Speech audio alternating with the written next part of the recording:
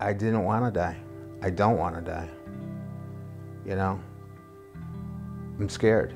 And I was scared. I am scared today.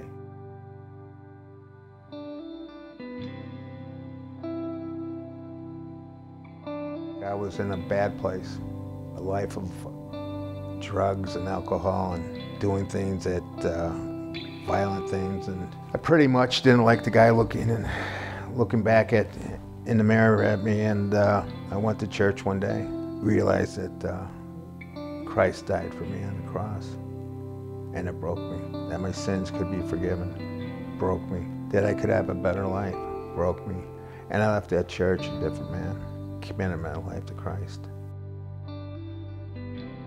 I met my wife 8 years ago at a skate park, picking up my kids, and she came up to me and she's like, "You go to Harvest?" I said, "I sure do," you know. And that was 2 checks off the list, and she was a believer and I was a believer, and had kids about the same age, and it just, here we are today, 8 years later.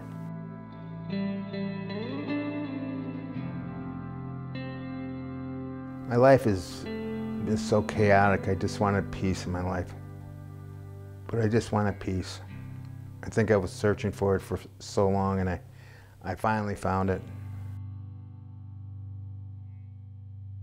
So I'm at work one day, and I sat there and I do a lot with equations, and I couldn't get this equation right, this mathematical formula I do for work, and kept coming up the wrong answers. And I knew that like a few weeks before something wasn't right. I could feel it, but I was just thinking it's me.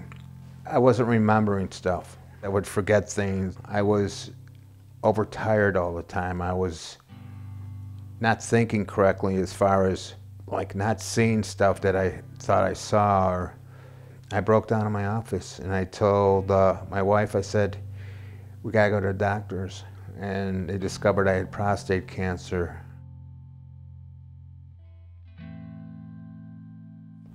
I was shocked. I was 51 at the time, and it came back very aggressive. The doctors were concerned it was attacking my bones already. We went up to Mayo, and they got me in. I had no bone cancer, but they discovered 4 tumors in my liver.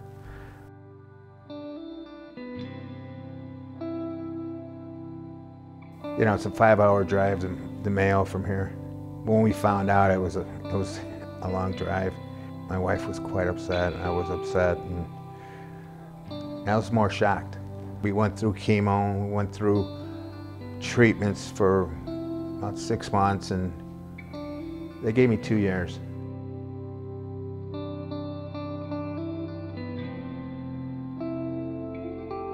The uncertainty. You know, is the chemo going to work, isn't it?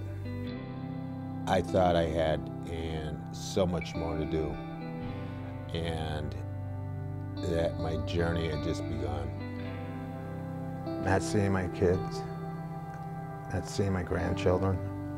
But most of all, I think I was more concerned about my family. It kept me up at night, and how they were going to be, and how they were going to be taken care of, and all that I'd miss out on. I was up in my bedroom, and I was getting ready for work. I was just looking out the window and in tears, and Proverbs 3, 5, and 6. I can't be wise in my own eyes, for one. I think I just completely just felt the weight and the pain slip away, because I knew I've got something greater than myself to rely on, or any doctor, or any surgeon, and that I had the Lord, and that He would never leave me or forsake me. Getting well, and if I don't get well, I know there's a better place for me in heaven. In reality, it's a win-win situation. To be cliche about it, but that's my hope. Am I ready? Of course not. I wish I had longer days, and I know I will have longer days. But I know if they're not,